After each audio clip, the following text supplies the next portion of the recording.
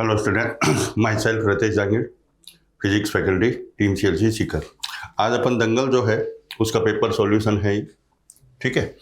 अभी आपके जो दंगल चल रहे हैं वो आप देखो, फुल सिलेबस हो चाहे आप पार्ट हो, पूरा NCERT बेस है। इनको बार बार मैं एक ही बात कहता हूँ कि आप किसी भी तरह से इनको सॉल्व कीजिए। अगर आपका कोई क्वेश्चन गलत हो गया तो आप उसको दोबारा जरूर सॉल्व कीजिएगा, ओके। चाहे आप वीडियो सॉल्यूशन, अगर आप बाहर हैं, अगर आप कोचिंग के अंदर हैं तो चाहे डाउट काउंटर के ऊपर, किसी भी तरह से उन क्वेश्चंस को आप, ताकि आपको ये पता चले कि इस क्वेश्चन के अंदर अपन ने कहाँ गलती की थी ताकि अगर वो ऐसा ही क्वेश्चन दोबारा आता है तो आप उसको सही कर सकें, ओके। तो अपना ये बिल्कुल सिंपल सा पेपर है, NCERT बेस है पूरा। इसी टाइप के क्वेश्चन आते हैं नीट के अंदर। पहला क्वेश्चन आपका है मैग्नेटिज्म से, और ये कह रहा है कि मैग्नेटिक पोटेंशियल एनर्जी आपने को पूछी है, चुंबकीय ऊर्जा पूछी है, जिसको स्थितीय ऊर्जा बोलते हैं। और ये जानते हैं अपन होती है U = mb cos of theta. बिल्कुल सिंपल सा है, mb cos थीटा आपको 60 दे रखा है 1/2, तो ये आ जाएगा आपका -mb/2, ओके। तो आपका आंसर जो है इसमें फर्स्ट बिल्कुल सही होगा, ओके। क्वेश्चन नंबर सेकेंड, अब ये कह रहा है कि एक बॉडी है, उसको हॉरिजॉन्टल सर्किल में रोटेट करा रहे हैं। स्पीड आपको दे रखी है राउंड पर मिनट, मतलब ओमेगा, वो फ्रीक्वेंसी आपको दे रखी है f।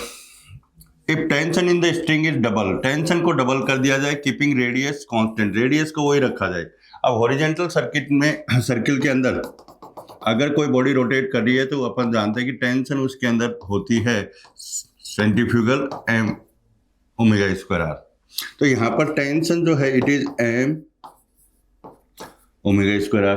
बॉडी का मास वही है, रेडियस को कांस्टेंट रखा तो T प्रोपोर्शनल टू आ रहा है ω², तो ओमेगा प्रोपोर्शनल टू √T क्या आ जाएगा।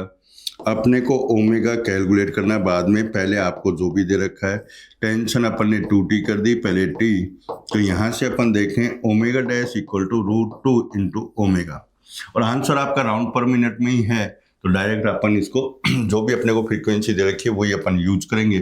It is 1.4 × 5 and it is 7 RPM, okay. तो आपका आंसर इसमें जो है वो फोर्थ करेक्ट होगा, ओके। नेक्स्ट क्वेश्चन सिंपल सा ही है। ये कह रहा है कि कंडक्टिंग स्फीयर है, चालक गोला है, चार्ज किया सरफेस चार्ज डेंसिटी पूछी है। अपन जानते हैं किसी कंडक्टर को दिया गया चार्ज सरफेस पे आता है, चार्ज डेंसिटी अपन जानते हैं charge upon area 4πr², okay. 10 micro 4 3.14 into R की वैल्यू आपको दे रखी है 5, तो 5 सेंटीमीटर में है, लेकिन ये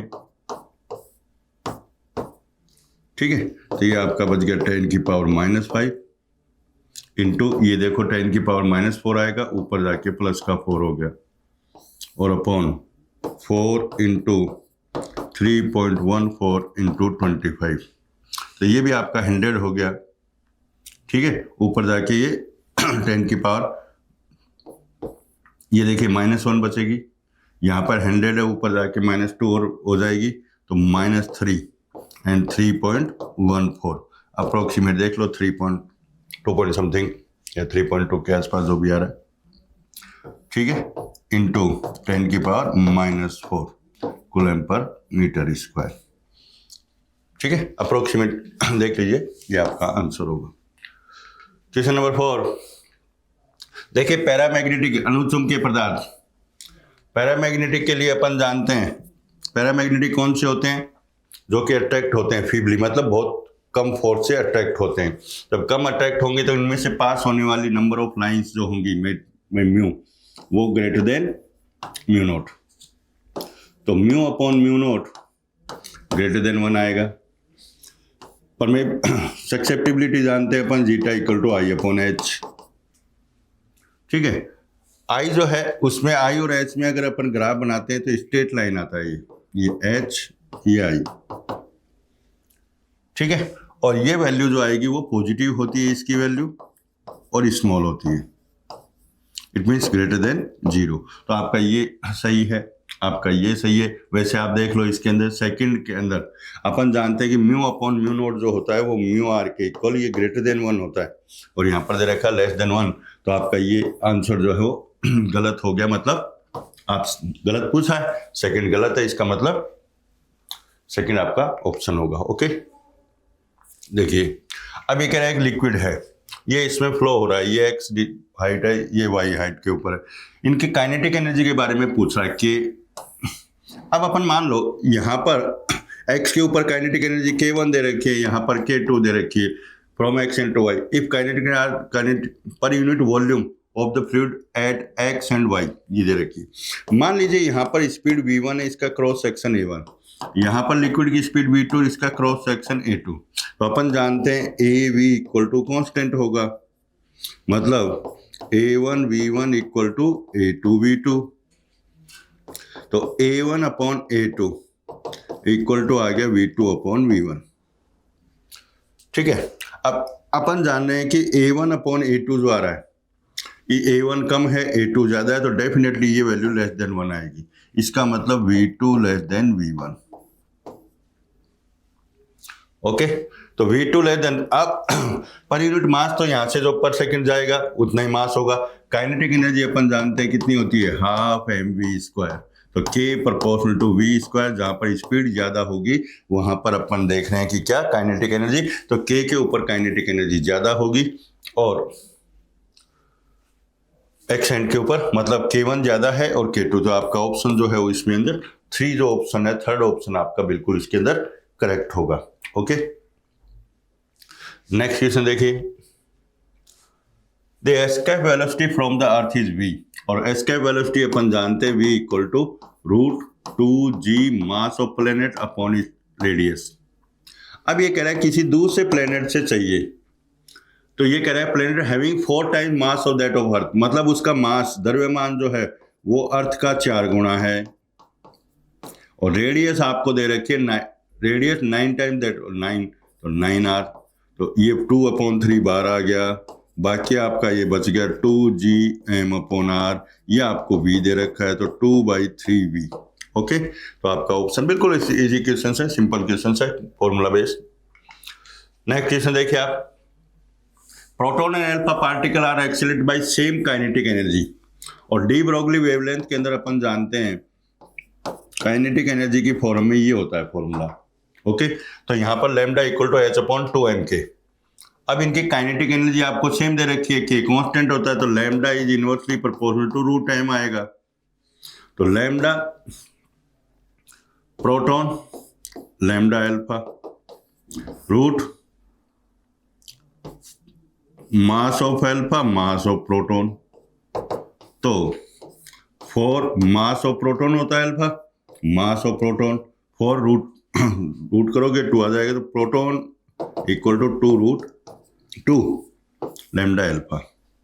ठीक है, तो आपका ऑप्शन जो है वो सेकंड इसमें करेक्ट आ रहा है। ओके, क्वेश्चन नंबर 8 सिंपल सा ही है, एक फोर्स दे रखा है एक्स डायरेक्शन में, इनिशियल काइनेटिक एनर्जी आपको दे रखी है, आपको फोर्स और डिस्प्लेसमेंट दे रखा है, फाइनल काइनेटिक एनर्जी अपने को इसमें पूछिए। तो देखो सिंपल सा है, वर्क एनर्जी थ्योरम यूज करें, वर्क एनर्जी होता है work done equal to delta K final minus initial, and work equal to अपन जानते हैं फोर्स इंटू डिस्प्लेसमेंट, तो फोर्स अपने को दे रखा है 3i cap plus j cap torque और 2i कैप, फाइनल आपको काइनेटिक एनर्जी पूछी है, इनिशियल आपको 12 जूल दे रखी है, तो आप देख लीजिए i से i को किया 6, ये 0 हो ही गया, और k फाइनल माइनस 12, तो ये वैल्यू आपकी 18 जूल आ जाएगी। ओके, तो ऑप्शन थर्ड आपका करेक्ट है। Next question, an object fall from the height of 10 metre, 10 metre से इसको h इक्वल टू 10 मीटर से, ओके 25% एनर्जी को लॉस कर देता है।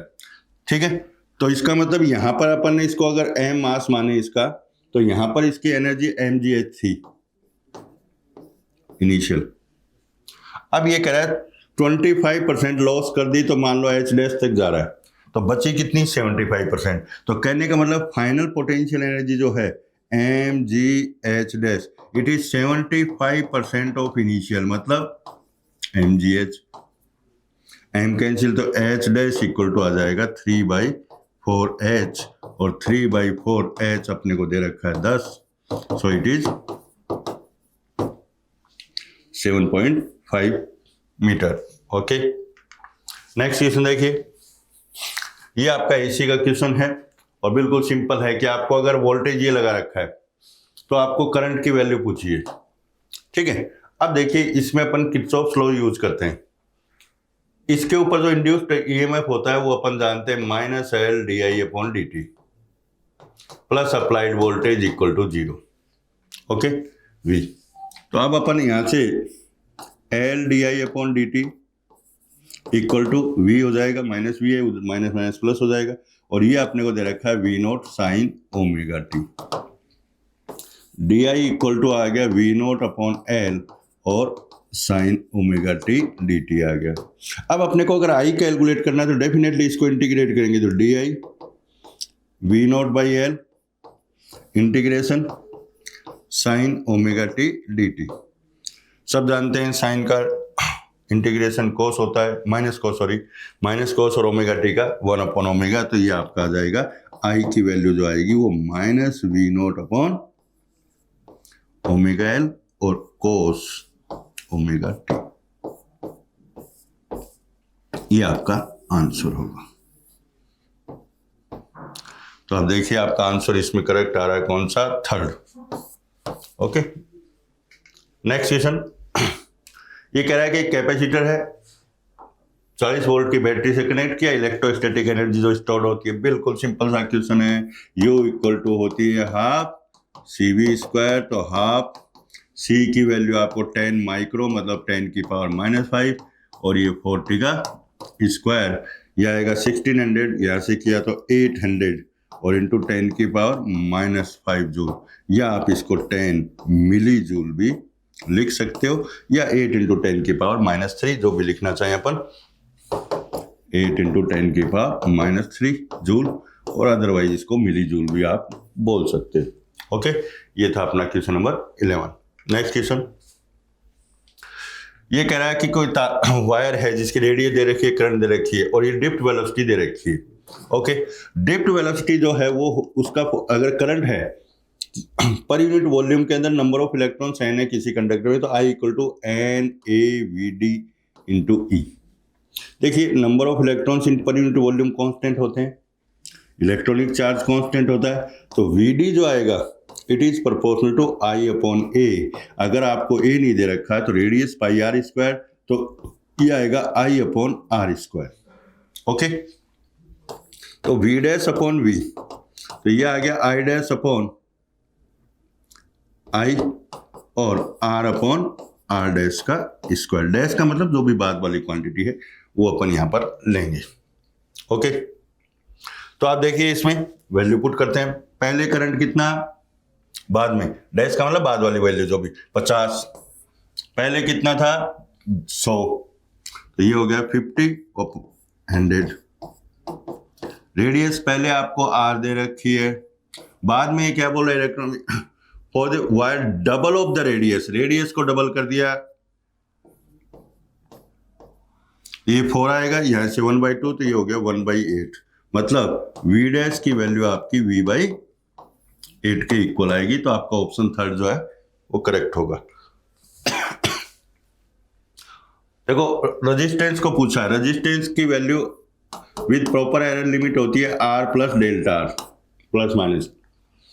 पहले अपन कैलकुलेट करते हैं इसमें R की वैल्यू, R इक्वल टू अपन सब जानते हैं होता है V/I। V/I आपका हो गया 50/10, तो ये आ गया आपका 5 ओम। अब V equal to R equal to V/I है, तो इससे delta R/R, delta V/V, delta I/I लिख सकते हैं अपन।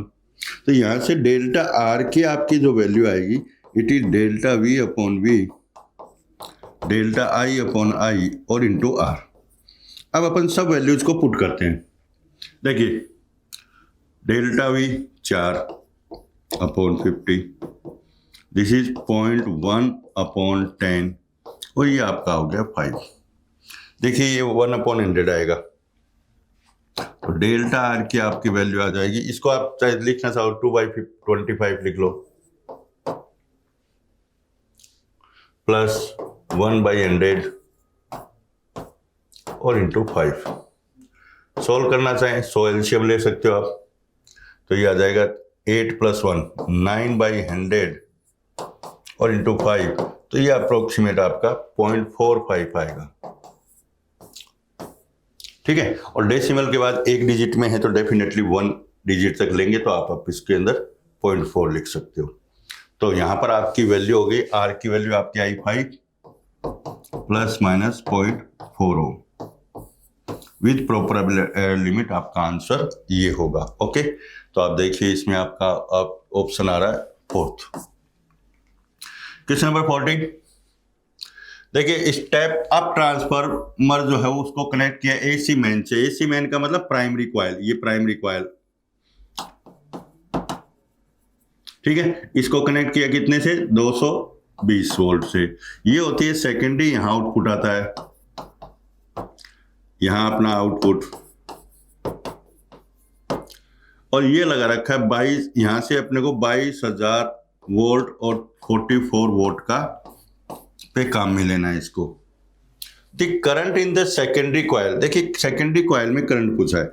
अपन जानते हैं कि ट्रांसफार्मर जो है वो पावर को चेंज नहीं करता, आइडियल अपन मानकर करते हैं, तो जितना पावर इनपुट है उतना ही आउटपुट होगा। आपको आउटपुट पावर दे रखा है, तो P = अपन ये लिख सकते हैं VS IS, S का मतलब सेकेंडरी, या VI PI, I का ठीक है, इनिशियल बोल सकते हो या इनपुट, और ये। अब आप यहां पर देखिए आपको पावर 44 दे रखा है, आउटपुट वोल्टेज आपको 22,000 दे रखा है, और इंटू IS, सेकेंडरी में आपको करंट पूछा है, ठीक है। तो IS = आपका आ गया 44 22, इसको मैं 10 की पावर 3 लिख देता हूं, 10 की पावर 3, तो ये 2 इंटू 10 की पावर -3 एम्पियर, या आप इसको बोल सकते हो 2 मिली एम्पियर। तो आपका ऑप्शन 3rd करेक्ट है। ओके, क्वेश्चन नंबर 15, सिंपल आई है। यहाँ पर आपको एक्स डिस्प्लेसमेंट दे रखा है, the ratio of initial velocity and acceleration. Initial का मतलब T = 0। तो पहले अपन वेलोसिटी कैलकुलेट करें, तो ये आएगा dx/dt। तो यहाँ से साफ दिख रहा है, ये आ गया 4α t³ β3βt² + 2 gamma t plus del.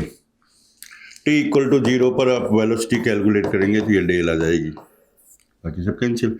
Acceleration चाहिए dv/dt, एक बार और कर दो, ये आएगा 12α t 6t² βt + 2 गामा।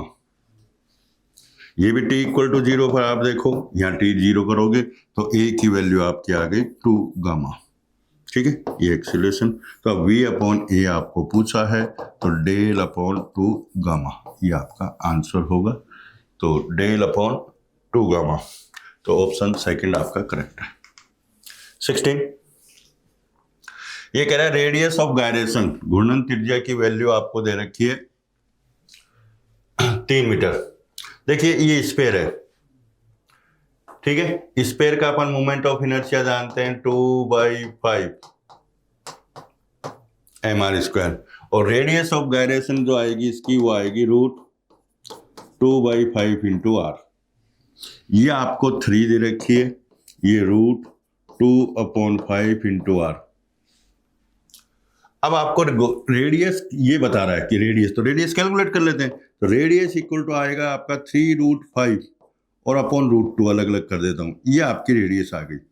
लेकिन आपको रेडियस दे रखी है 3x, बाकी सब तो है, 3/√2 है x, तो इसका मतलब ये वैल्यू आपकी किसकी हो गई, x की। तो साफ दिख रहा है x की वैल्यू कितनी आ रही है आपकी, √5, तो आपका ऑप्शन 3rd करेक्ट हो गया। ये सिंपल सा ग्राफ अपन सब जानते हैं कि ये सोलर सेल के लिए होता है, 4th क्वाड्रेंट के अंदर आता है। Okay, the magnetic moment end moment of inertia आपको मैग्नेट के दे रखे हैं। 5 ऑक्सीलेशन 10 सेकंड में करती है, तो इसका टाइम पीरियड मतलब 1 ऑक्सीलेशन का टाइम हो गया 2 सेकंड। और किसी मैग्नेट के लिए T इक्वल टू अपन सब जानते हैं 2 pi root I upon M B है। आपको B के बारे में पूछा गया है तो B इक्वल टू यहाँ पर देखो स्क्वायर वगैरह आप स्क्वायर करो दोनों साइड में, B यहाँ पर आ जाएगा तो ये आपके पास बचेगा कितना 4 pi square I upon M T square. Okay, तो 4 पाई स्क्वायर I की वैल्यू आपको दे रखी है, the magnetic moment of inertia आपको दे रखा है 10 की पावर -4 और अपॉन पाई का स्क्वायर, ये आपको दे रखा है कितना 2 इंटू 10 की पावर -2 और ये 2 सेकेंड आ ही गया तो 2 का स्क्वायर हो जाएगा। देखिए ये यहाँ से कैंसिल हो गया, 4 से 4 कैंसिल हो गया। ओके, ये 4 और 4 कैंसिल हो गया तो आपके पास 10 की पावर -2 ऊपर जाके पाई स्क्वायर कैंसिल हो गया, 4 यहाँ से कैंसिल हो गया, 10 की पावर -2 बची ओनली ऊपर और अपॉन 2।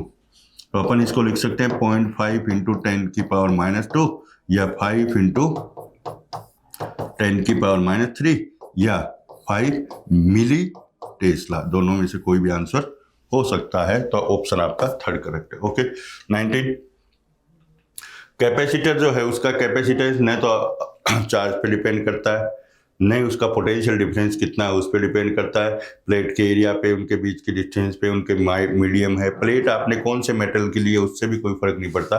तो यहाँ पर मीडियम डिस्टेंस बिटवीन, तो यहाँ पर प्लेटों के बीच का जो माध्यम है मीडियम बिटवीन प्लेट्स जो है उस पर डिपेंड करता है। ओके,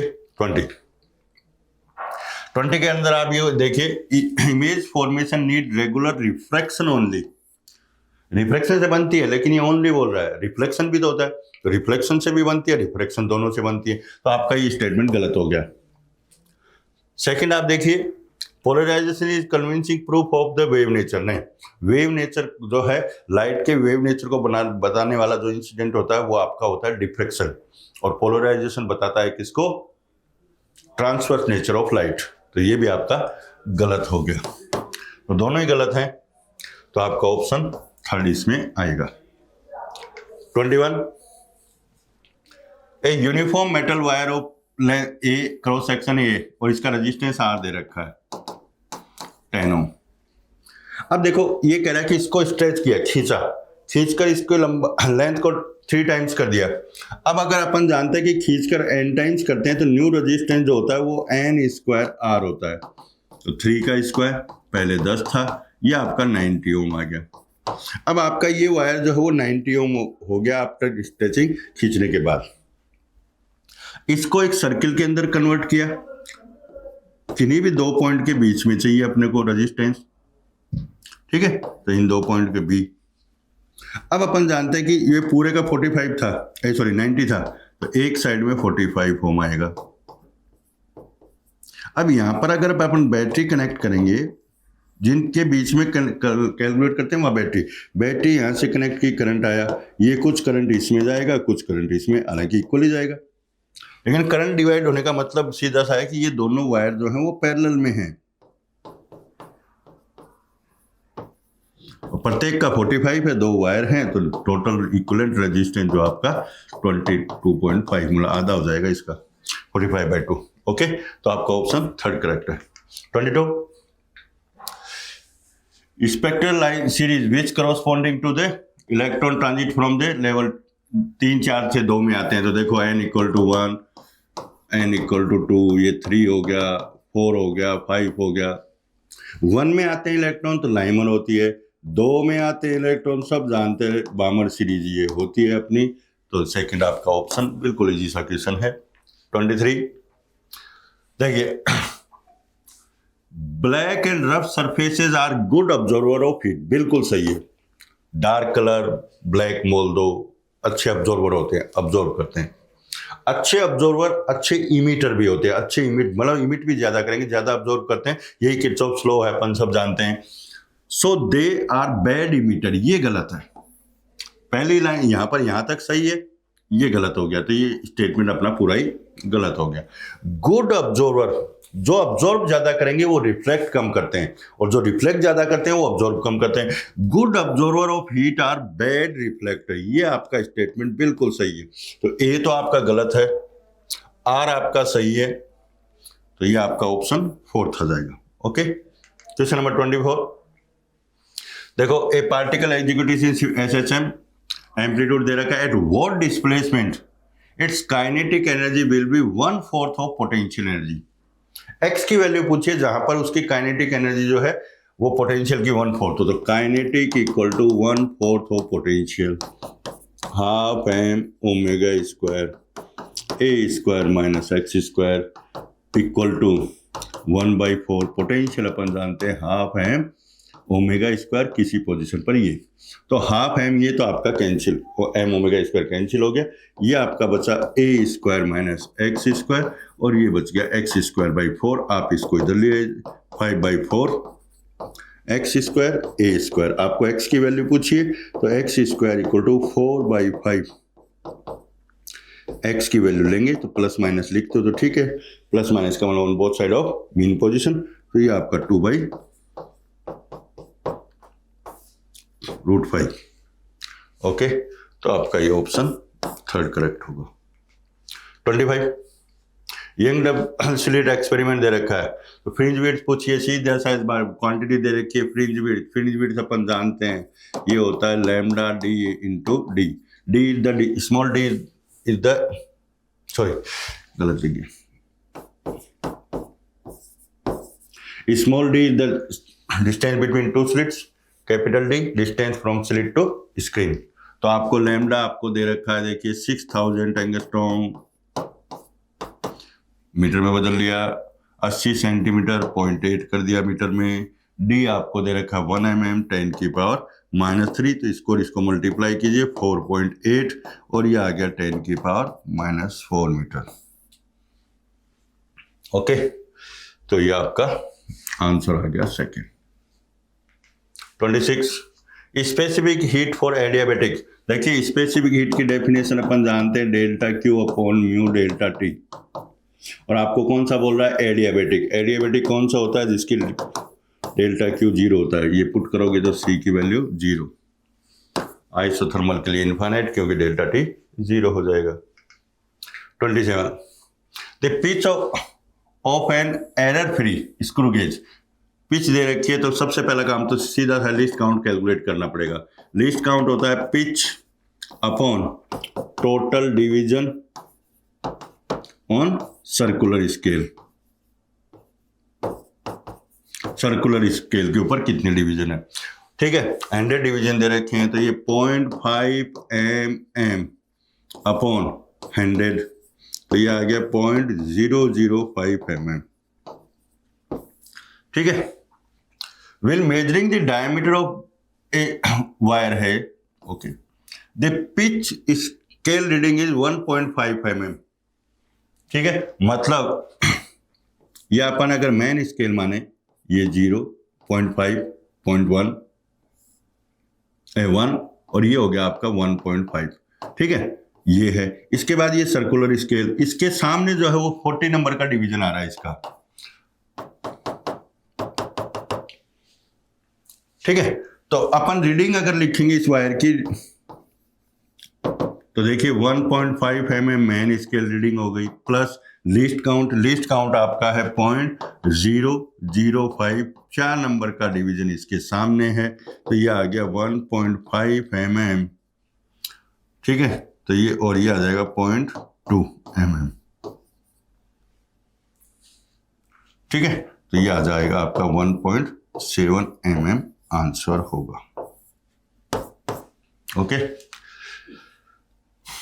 क्वेश्चन नंबर 28, दो सोलोनॉइड दे रखी हैं, सेम मटेरियल, मतलब उनकी परमिटिविटी सेम है। देखिए सेल्फ इंडक्टेंस की बात कर रहा है और भी, तो सबसे पहले तो अपने को पता होना चाहिए सेल्फ इंडक्टेंस विद मीडियम लिखते हैं तो μ0 μr n square a upon l is the cross section and same length area of cross section, length और ये सब सेम है, ठीक है। तो अब इस लेकिन यहां पर ये देखो आप नंबर ऑफ टर्न्स और पर यूनिट लेंथ पर ये टोटल नंबर ऑफ टर्न्स है। अगर मैं इसको L से मल्टीप्लाई और डिवाइड करूं तो ये आएगा एल स्क्वायर। अब ये आपका एन बाई एल जो होता है वो होता है नंबर ऑफ टर्न्स ऑन पर यूनिट लेंथ, तो mu naught mu r small n square L into A, ये आपका आ गया। सेम है ये कांस्टेंट होता ही है। नंबर ऑफ टर्न्स के बारे में बात कर रहा है, लेंथ और क्रॉस सेक्शन जो है वो आपको जो भी दे रखी है, तो आप देखिए इसमें क्या बोल रहा है, ठीक है, रिलेटिव है। And same length area of cross section of A, length same है, cross section A is half that of B, तो कहने वाला इन दो पे डिपेंड कर रहा है, ये लेंथ इनकी सेम है, तो एल जो आएगा it is proportional to small n square into A. अब L A upon L B, अब देखिए क्रॉस सेक्शन ऑफ ए और ये आधा है, हाफ है, मतलब ए का होगा ए बाई 2 और बी का मान लेता हूं ए, ये हो गया। ए पर नंबर ऑफ टर्न्स और पर यूनिट लेंथ बी की 4 टाइम्स है, तो ये 4 एन कर दो और ये एन और ये स्क्वायर, तो इसको सॉल्व कर लो, ये 16 आएगा अपॉन 2, 2 से कैंसिल हो गया तो 8 आ जाएगा।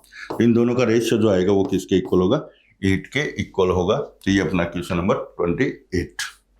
Okay 29, when the output of and gate is applied as input to a not gate, तो देखो अपन सीधा सा जानते हैं एंड प्लस नॉट, ये दोनों मिलकर बनते हैं नेंड।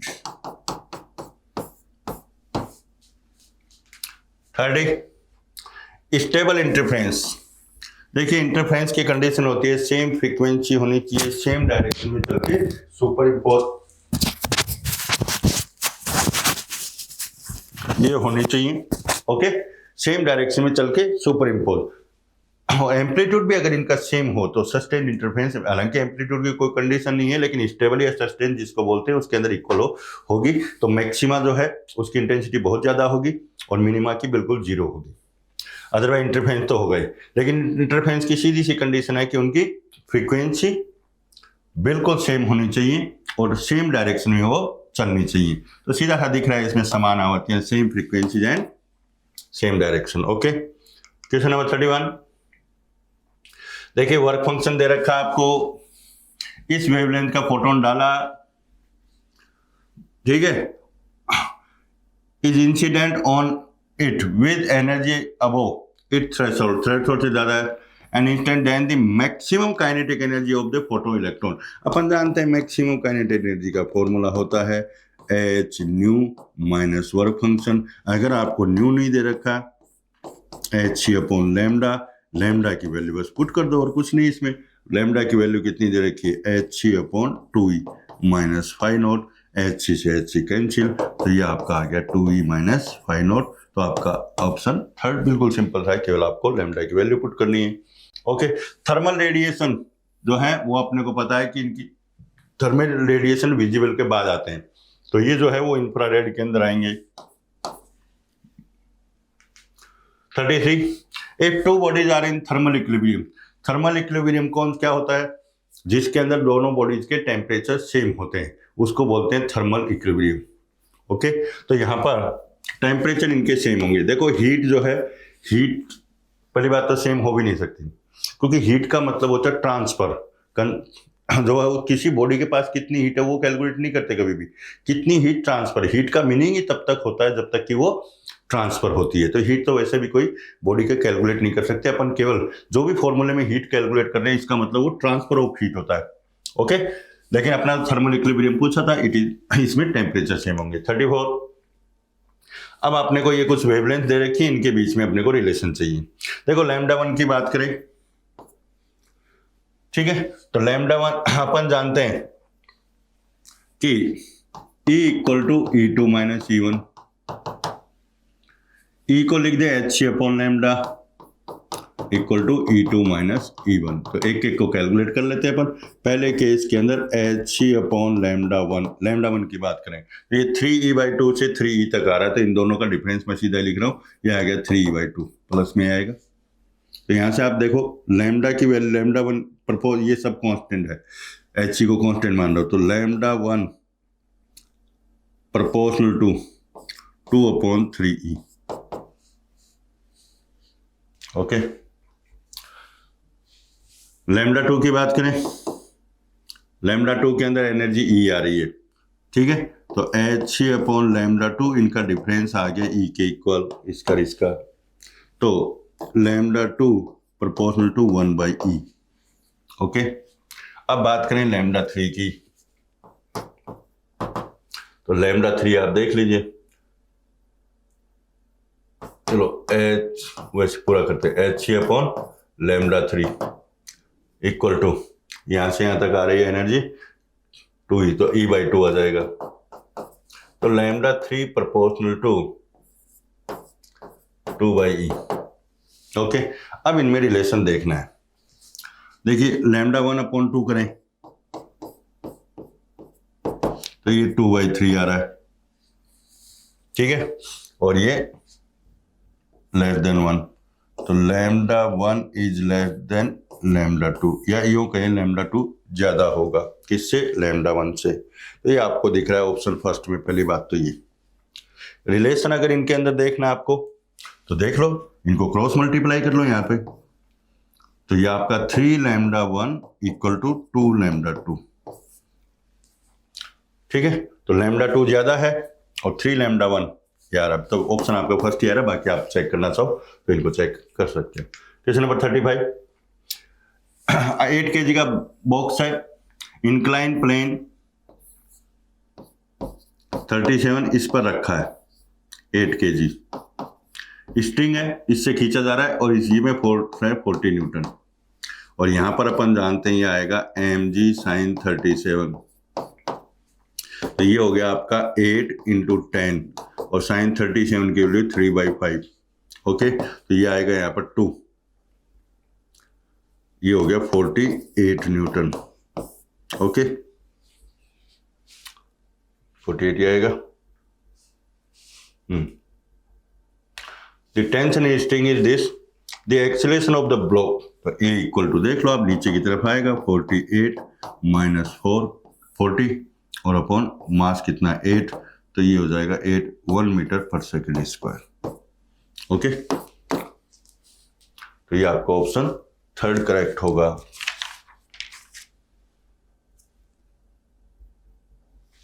हाँ, नेक्स्ट देखिए क्वेश्चन नंबर 36, ये आपका इलेक्ट्रोमैग्नेटिक वेव का क्वेश्चन है। इलेक्ट्रोमैग्नेटिक वेव के अंदर देखिए अपन जानते हैं ये आपको the ratio of relative permeability and relative permittivity, तो रिलेटिव परमेबिलिटी मतलब चुंबकीय पारगम्यता अपेक्षिक और ये अपेक्षिक विद्युतशीलता, इनका रेशियो 1/9 गिवन है। अपने को पूछ रहा है E/H का रेशियो, इसको मैग्नेटाइजिंग फील्ड बोलते हैं। B/म्यू होता है फ्री स्पेस के लिए, मुक्त आकाश के लिए, या जिसको निर्वात बोलते हैं, ठीक है, लेकिन अपने को मीडियम बोल रहा है तो अपन इसको लिखेंगे B/म्यू। म्यू आ गया आपका E/B। ये सब जानते हैं इलेक्ट्रोमैग्नेटिक वेव में E और B का रेशियो होता है, it is equal to speed of light, और मीडियम के अंदर V होगी, फ्री स्पेस में C होती है, तो इसको मैं लिखूंगा म्यू × V। अब अपन रेफ्रैक्टिव इंडेक्स की डेफिनेशन जानते हैं। रेफ्रैक्टिव इंडेक्स n जो है वो होता है speed of light in free space in medium, और वैसे n की वैल्यू होती है, अगर परमिटिविटी की फॉर्म में देखें, रिलेटिव परमेबिलिटी, रिलेटिव परमिटिविटी, ये n होता है, ठीक है, और डेफिनेशन इसकी है। अब ये सारी वैल्यू अपन पुट करते हैं, फिर अपन ये भी जानते हैं कि म्यू की वैल्यू या म्यू आर जो होता है इट इज μ/μ0, तो यहां से म्यू की वैल्यू पुट करें पहले तो ये आ गया आपका μ0 μr, इसको लिखेंगे C/n वहां से। अब अपन वैल्यू पुट कर देते हैं, तो μ0 μr, C होता है 1/√μ0 ε0 अपॉन n की वैल्यू 1/√μr ε0। इसको सोल्व करते हैं। देखिए μ0 से एक रूट ये कैंसिल हो जाएगा, तो इसको और इसको साथ में लें तो ये आपके पास बच गया √μ0 ε0 इंटू इसको और इसको सोल्व करेंगे, रूट में μr ऊपर बच जाएगा और ε0r। अब आपको सारी वैल्यूज दे रखी है, मैं यहां लिख रहा हूं। देखिए μ0 ε0 कितना 1/20π, इस पूरे की वैल्यू दे रखी है। फिर mu R upon epsilon R, इस रूट 1/9 है, रूट करोगे तो कितना आएगा 1/3, तो ये आपका आ गया 40 पाई। ओके, तो इनका रेशियो 40 पाई और 1 हो गया। 37 electric potential at A distance, point charge के कारण पूछा है, सीधा सा आर डिस्टेंस पर पोटेंशियल सब जानते हैं के क्यू बाई आर, 9 × 10⁻⁹ चार्ज आपको दे रखा है 5 × 10⁻⁻7 और अपॉन डिस्टेंस आपको 5 सेंटीमीटर, तो 5 × 10⁻⁻2, 11 हो जाएगी ऊपर जाके, 5 से 5 कट गया तो 9 × 10⁻4 बच गया, ये 11 हो गई, -7 वोल्ट। Simple question. 38 ये थोड़ा सा कैलकुलेटिव अपना है। देखिए एक बॉडी का मास दे रखा है आपको 5 kg, ये कह रहा है ए से बी तक आई, इसके वेट में चेंज कितना आया। देखिए किसी हाइट के ऊपर जी की जो वैल्यू होती है वो अपन जानते हैं सरफेस वैल्यू और r upon r plus H का होल स्क्वायर। तो अगर मैं ए पर वेट देखता हूं तो मैं लिखूंगा mg ए पर m gs r प्लस ए या सरफेस से कितनी हाइट पर है r पर, ये आपका आ गया mg/4 ए पर। अब बी की बात करें, मैं सीधा लिखूंगा mgs r upon r plus, अब आप देखिए ये h जो है वो हाइट होती है from the surface of earth, ये r/4 है, तो ये हाइट आपकी आएगी 3r/4। ओके, तो ये आ गया आपका 3r/4 और इसका स्क्वायर। तो आप देखिए इसमें कितना आएगा, ये एलसीएम लोगे नीचे 7 आएगा, ऊपर 4 आएगा, तो ये आ गया 16/49 mgs, ये आपका इक्वेशन 2 आ गया। अब इन दोनों में चेंज पूछा है, तो WA - B अगर अपन लेंगे तो mgs तो आपका कॉमन आ गया, तो ये आपका बचा 1/4 माइनस का 16/49। अब एलसीएम ये तो आपका देखिए 50 kg है, मास दे दिया, 10 ले 9.8 बोल रहा है तो मैं 10 लेके कर लेता हूँ, अप्रोक्सीमेट आ जाएगा, तो ये आपका हो गया 500। एलसीएम आपका आ गया 49 और इंटू 4, और 49 ले लेंगे तो ठीक है, वैसे भी तो 490 आ जाएगा, ताकि इससे कैंसिल हो जाएगा 490, 4.9 ही ले लेते हैं जी की वैल्यू, और ये आपका कितना आ गया 49 - 64। ठीक है, आप देख लीजिए ये बचा आपका 10, ठीक है 10 आ गया, ये आपका बच गया कितना 50, 14, 15 माइनस का मतलब कम 15 और अपॉन 4 बच गया। ठीक है, अब इसको अपने को सोल्व करना है, तो ये देख लो आप 2.15 में तो 37 के आसपास, 37-38 के आसपास आएगा, तो अप्रोक्सीमेट ये आ गया आपका, देखिए 2.5, तो 15 × 2.5 तो शायद 37.5 न्यूटन ये आ जाना चाहिए, एग्जैक्ट ही आएगा शायद, देख लेना कैलकुलेट करके। तो ये आपका चेंज इन, ठीक है। अपन ने WA - B लिखा है, ए पर वेट कम होगा, हाइट ज्यादा है, आप B - ही लिखोगे तो प्लस में आ जाएगा, हालांकि वेट में चेंज ही पूछा है, तो ये 37.5। नेक्स्ट क्वेश्चन देखिए, आपको एक इक्वेशन दे रखी है। सबसे पहले तो इस इक्वेशन के अंदर अपन क्या करते हैं, जो भी आपको बार दे रखा है इसको मल्टीप्लाई करते हैं, तो πa/λ × t minus πa × x। अपन जानते हैं इक्वेशन जो होगी वो कुछ इस फॉर्म में होते हैं, साइन या कोस कुछ भी हो, उससे कोई मतलब नहीं है, ωt - kx इस फॉर्म में होती है। अब आप देखिए इसमें पूछ क्या रहा है, फ्रीक्वेंसी पूछ रहा है, तो इन दोनों को यहां से ये वैल्यू आपकी ओमेगा की हो गई, तो ओमेगा की वैल्यू आपको दे रखी है कितनी πa/λ।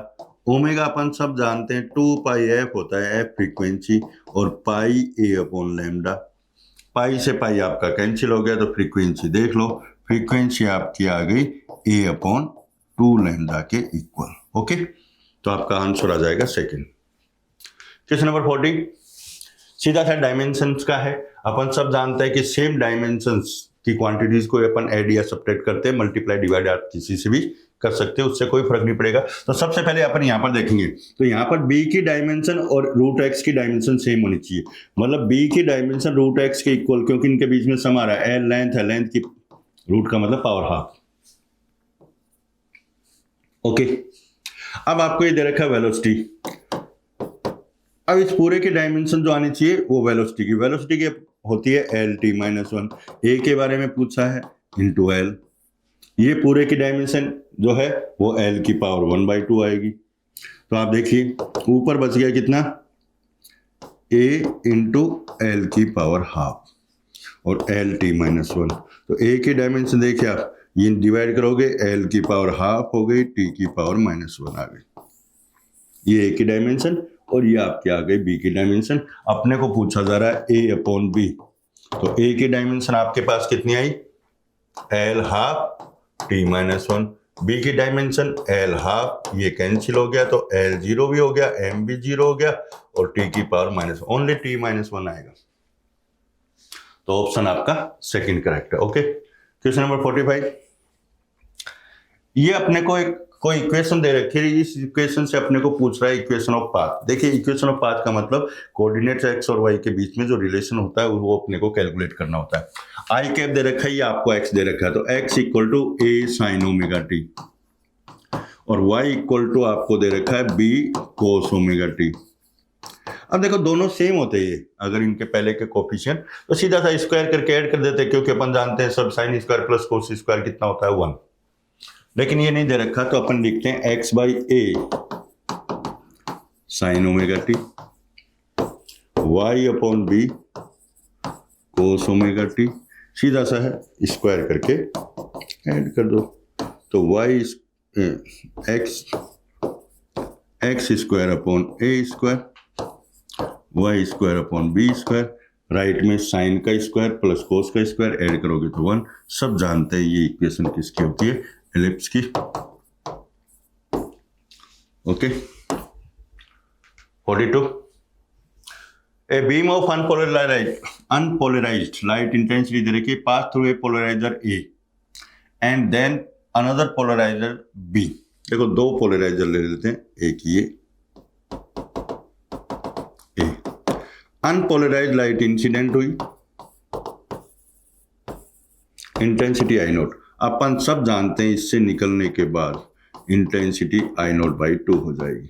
फिर दूसरा पोलराइज दे रखा है, oriented at 30 degree and finally through out another polarizer, ये इससे 30 डिग्री पे है, ये इन दोनों के बीच में 30 डिग्री का एंगल है, ये आपका बी। तो यहां से जो लाइट निकली उसकी इंटेंसिटी आई मानो, ठीक है, oriented at 60 degree relative to B. तो बी से 60 डिग्री, ये था सबसे पहले ये 30 डिग्री पे, इससे 60 डिग्री, इसका मतलब ये एक तरह से मान लो। अब यहां पर इंटेंसिटी मान लेता हूं आई डैश। पहले आई की बात करें, ठीक है, यहां पर रूल लगाए अपन मेल्स लॉ। तो यहां पर आई की वैल्यू बात करें तो ये I0/2 इंसिडेंट था, एंगल कितने का था, कोस स्क्वायर, इसके बीच में 30 डिग्री, ये 30 की वैल्यू √3/2 होती है। तो ये अपन अगर इसको सोल्व करेंगे तो ये आएगा 3I0/8। अब अपन आई डैश की बात करें तो आई डैश आएगा आई कोस, जो भी एंगल दे रखा है, आई की value 3I0/8 into cos square, और कोस स्क्वायर 60 की वैल्यू अपन जानते हैं 1/2, इसका स्क्वायर, तो आप देख लो ये 3I0/32। ओके, ये आपको एक मीटर ब्रिज का है, एक्सपेरिमेंटल फिजिक्स जिसको बोलते हैं, वहां से है। इस वायर की लेंथ आपको 60 दे रखी है, ध्यान रखना मीटर। ये कह रहा है कि बैलेंसिंग लेंथ ए से 20 पर आ रही है, तो डेफिनेटली यहां से कितने पर आएगी, 40 पे। तो अपन जानते हैं कि रेजिस्टेंस कैसे कैलकुलेट करें, 5/r equal to balancing length upon rest of length, तो 20/40, ये 1/2 हो गया। तो 5/r 1/2, तो r की वैल्यू आपकी 10 ओम। बिल्कुल सिंपल सा क्वेश्चन है। 44, number of rotational degree of freedom for diatomic, अपन जानते हैं कि number of degree of freedom monoatomic में रोटेशन की, देखो ट्रांसलेटरी की तो कोई भी मॉलिक्यूल हो सबकी 3 होती है। अगर अपन बात करें मोनोएटॉमिक रोटेशन की होती नहीं, डायटोमिक उसके अंदर 2 होती हैं। टोटल डिग्री ऑफ फ्रीडम कितनी होती है उसकी 5, 3 अपन ने ट्रांसलेटरी की निकाल दी तो अपने पास बची 2 रोटेशन की। ओके, लास्ट क्वेश्चन, कैपेसिटर में एनर्जी पूछ रहा है। देखिए स्टेडी स्टेट का मतलब होता है कि कैपेसिटर जिस ब्रांच में होता है उस ब्रांच में कोई करंट नहीं होता अगर उससे डीसी सोर्स कनेक्ट है तो यहां से जो करंट चला अपना आई वो इस ब्रांच में नहीं जाएगा, इधर गया इधर गया इधर गया। तो अगर अपन करंट की बात करें तो total EMF upon total resistance, तो ये आपका 2 एम्पियर आ गया। अब देखिए इसके अंदर 2 एम्पियर का करंट है, तो अगर मैं यहां से यहां तक वोल्टेज देखूं तो इसमें 4 वोल्ट आएगा, 2 × 2। यहां पर भी टोटल 4 ही वोल्ट आएगा क्योंकि ये और ये पूरी ब्रांच पैरेलल में है। इसके अंदर कोई करंट नहीं है तो इस पर पोटेंशियल कितना हो गया, 0। अब यहां पर टोटल 4 आना चाहिए, इस पे 0 तो टोटल 4 इसी पे, तो इसका मतलब कैपेसिटर के ऊपर जो वोल्टेज आ रहा है VC जिसको लिखूं वो 4 वोल्ट आएगा। तो अपन एनर्जी की वैल्यू जानते हैं हाफ C आपका 4 माइक्रो है, माइक्रो में रहने देते हैं, माइक्रो फेड इनटू ये कितना दे रखा है 4 इसका स्क्वायर, तो ये देख लीजिए आप 2 32 हो गया। ओके, तो ये आपका पेपर था, आशा करते हैं सभी का बहुत अच्छा हुआ होगा। ओके, बढ़िया, इसी तरह से तैयारी पे लगे रहिए। अब थोड़े दिन ही आपके बचे हैं, बस जो भी टेस्ट हैं, अब नया आपको देखो कुछ भी नहीं पढ़ना है। अब जो भी कुछ अब तक पढ़ा है उनके मैक्सिमम जो भी आपने पहले पेपर दे दिए उन पेपर्स को आप सोल्व कीजिए। अगर आपको थोड़ा बहुत, देखिए बायो में तो आपको NCERT पढ़नी है, उसमें तो कहीं कोई दिक्कत ही नहीं है, ठीक है। तो नया पढ़ने की अब कुछ भी कोशिश नहीं करें, जो भी आपने पढ़ा है केवल उसको उनके पेपर जितने भी उनको सोल्व कीजिए आप, बस अब इतना ही टाइम आपके लिए, और बहुत अच्छा पेपर आपके होंगे, ठीक है, और ये भी बहुत अच्छा हुआ होगा। ओके, जय श्री एलसी, थैंक यू।